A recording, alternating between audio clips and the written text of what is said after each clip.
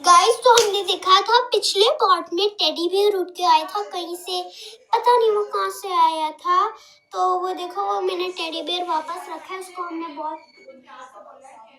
Teddy bear उसकी जगह पे नहीं है। क्या कर रहा है भैया, क्या कर रहा है मेरे बम पे, क्या क्या कर रहा है मेरे को ये तो वही का वही है, हमने तो इसको वापस रख दिया था, बम के पीछे था।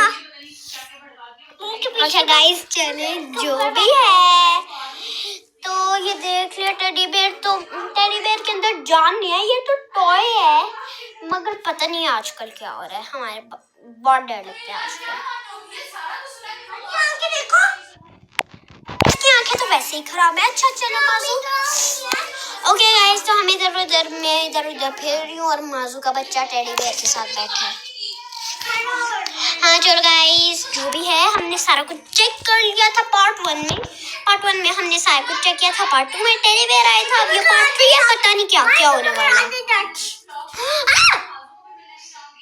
टेडी बेयर अभी मेरे पाँव पे मारे, ये देखो टेडी बेयर क्या हो रहा है गाइस। पार्ट 4 में मैं और अपडेट्स दूंगी आप लोगों को। Thank you very much for watching.